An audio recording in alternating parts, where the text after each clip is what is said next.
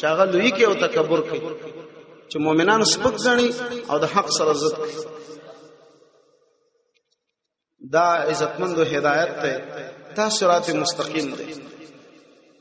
دا غسیده لار ده چې الله رب العالمین ته رسیدلې ده. دا غسیده لار ده چې جنت ته رسیدلې ده. الله رب العالمین قران کریم کې نور زونه کې وایي وان هذا صراط مستقیما فاتبعوه. دا قران زما سیده لار ده، تاسو دې په روان شئ.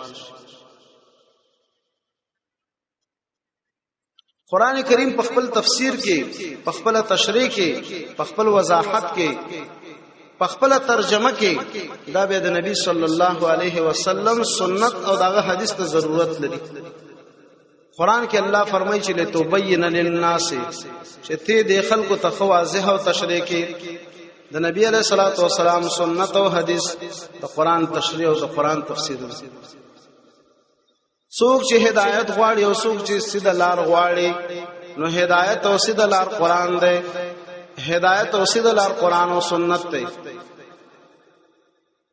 او الله دې بل صورت کې ورسره ډایرک فرمایي چې ذالک الکتاب، دا صراط مستقیم او نیغلارم دا کتاب دی. الله رب العالمین فرمایي وای کچیر تاسو د قران ته غوږ ونیولو او دی وخت کې من نور کارونه او مشغلې پرې خو دې لعلکم ترحمون، تاسو باندې رحم کیږي. دې سره د الله رب العالمین رحمتونه راځي. حدیث د مسلم کې راځي چې یو قوم او ملګری راجمع شي د الله په یو کور کې د کورونو نه قران کریم لولي او د دې درس کې او د دې تلاوت کوي، نو په دې باندې د الله رب العالمین د طرف نه رحمت راځي، د الله د طرف نه ور باندې سکینه راځي، اطمینان او ډاډ ور باندې راځي. او د دین غیر شاپیر ملائک ولاړ دي، د دین غیر شاپیر ملائکو ساتنه او څوکیداری اخیسته ده. او الله رب العالمین د خپل خاص بندگانو مجلس کې یادې په دې افتخار کوي. قران کریم کې الله فرمایي وای کچیر ته داخلك دا قران د قران کریم اقامت وکي. اقامت دا معنی چې قران کریم په ټول ژوند کې هغه عملي کی. یوازې تلاوت نه، د دې تلاوت هم کوي، عمل مور باندې کوي، فیصله مور باندې کوي، دعوت او تبلیغ هم کوي، تدریس هم کوي. حکومت او نظام د قران کریم غواړي. د يهودو او د نصاراو، د دهریانو او د کمونستانو حکومت او نظام نشي منل او زغمل د وجه د ایمان نه. د قران کریم نظام او حکومت غواړي. الله فرمایي چې هر کله داخله د قران کریم اقامت وکي نو دی به د پاس نه او د لاندې نه ډېر قسمه خوراکونه او ډېر فائدې او ډېر نفع بواخلي. کڅوګ واړي چې اتحاد او اتفاق راشي، مینا او محبت راشي، غرور ولی راشي، دا په قران کریم سره راځي. الله رب العالمین فرمایي فاصبحتم بنعمته اخوانا. تاسو خو مخکې دشمنان وي او ډېر جوړې دشمنۍ وي. نهایت العرب کې علامه محمود علوسی د عرب وغه تاریخ ذکر کړی دی. سخت دشمنی او جنگونه په دې کې به چلیدل. قران کریم سره اسلام سره دا دشمنان الله رب العالمین سره ورونه کړو. د جهنم د کندن الله په دې باندې بچ کړو. فالف بین قلوبکم، الله استاسو د زړونو ترمنځ مینا او محبت واچول. مینا او محبت، اتحاد او اتفاق دا په قران او سنت سره راځي. دی آیات کریمه کې الله مونږ ته دا نسخه فرمایلی ده. نن سبا هر سړی او هر دانشمن عالم او د هر تنظیم قائد او لیډر هم دا خبره کوي چې اتحاد او اتفاق ډېر ښه دی او اتحاد او اتفاق ته ضرورت دی. او دې خبرې ته شیګانو ډېر کار ویل دي. نن سبا خبره نو دوه صرف لنډه ته تراخلم. هغه په کویت کې، په قطر کې، په ایران کې او په نور زینو کې د التقریب په نوم باندې پروګرامونه جوړي. دا تقریب معنا د تقوم. نو دې ته د نور مملکتونو نه بعضی ملایان، خطیبان، ژورنالستان، د پوهنتون استادان او داسې بعضی مشران دا ورته الته بوزي او دیم خوشحالي کې وي مفت چکر دی. ایران بو ګوري، قطر بو ګوري، بحرین بو ګوري، خرچه وي اسنم شیګان کوي.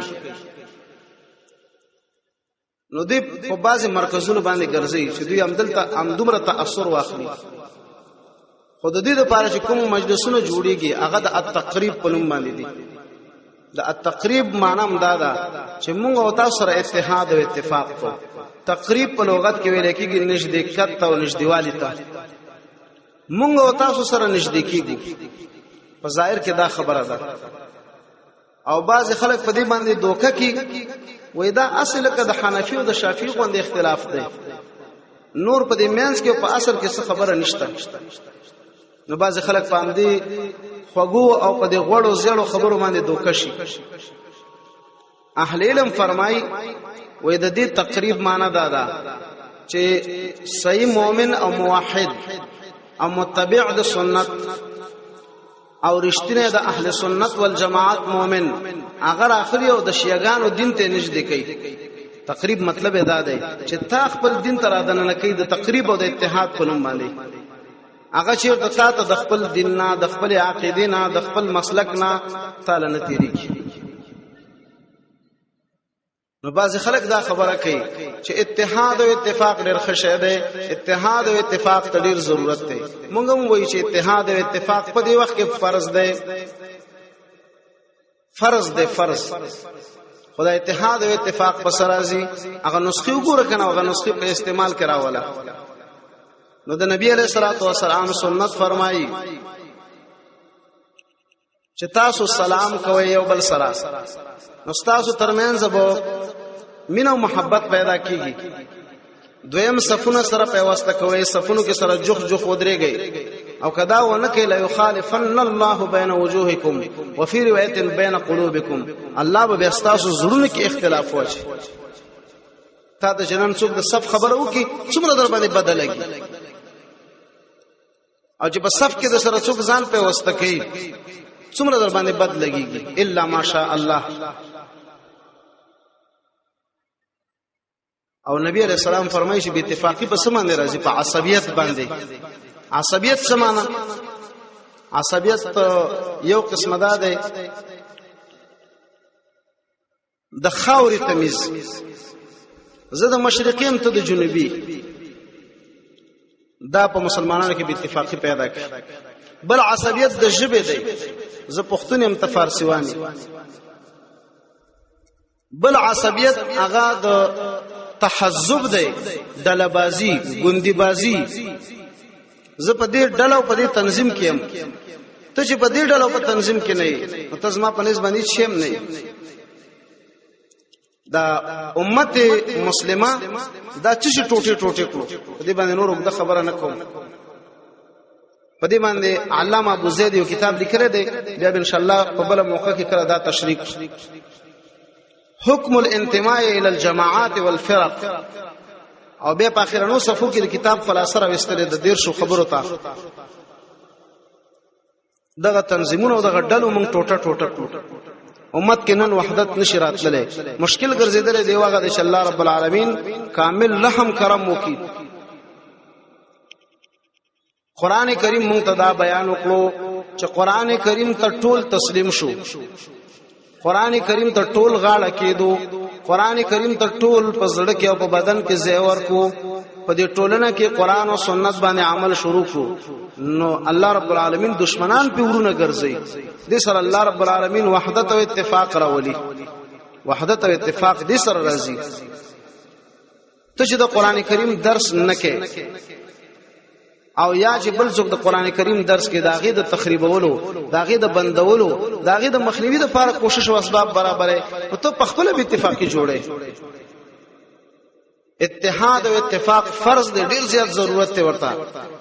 لکه څومره چې زموږ ضرورت ته تنفس او ساه اخیستلو ته هم دومره ضرورت ته اتحاد او اتفاق ته خو چې کاش کې په عمل کې راولو نو الله ته دعا کو چې الله موږ اتحاد او اتفاق او وحدت پیدا کړي او عزتمند دا خبره مو اوري الله دیو کې چې زموږ بعضی ملګری په خفم نشي موږ په دې درسونو کې او په دې بیانونو کې او په دې تقریرونو کې دا اجتهادي مسائل چې کوم مسائل د صحابه او د تابعینو د وخت نه اجتهادي او اختلافي را روان دي په دې باندې موږ بحث نکو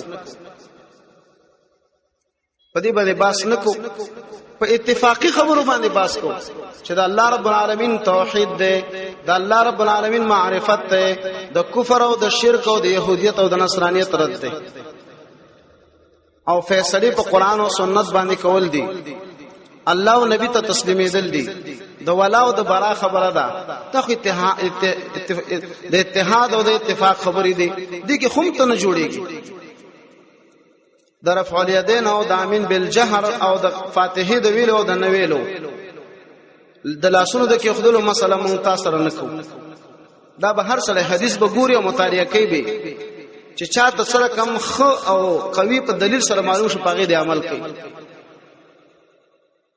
او ورونه تمام دا خبره کوي په دې مسایلو باندې ډېر مباحثه مجادله مکوي لیکن د الله رب العالمین د توحید مسله د شرک د رد مسله د کفر او د کافرانو د رد مسله د طاغوت د رد مسله د ولا او د برا مسله د تزهید فی الدنیا او د حلال او د حرام مسله د قران او سنت د اطاعت مسله د نبی د تابعداري مسله د الله د اسماء او د صفات مسله د استواء علی العرش مسله د اتفاقی مسلې دي کنه راځه دي کې خو سره شریک شو کنه نو قران کریم صلی الله رب العالمین وحدت او اتفاق را ولی دا خلاصه کې چې فاصبحتم بنعمته اخوانا ورونه دې سره ګرځي تاسو ګور عزتمند د اهل قران یو بل سره څومره مینه لري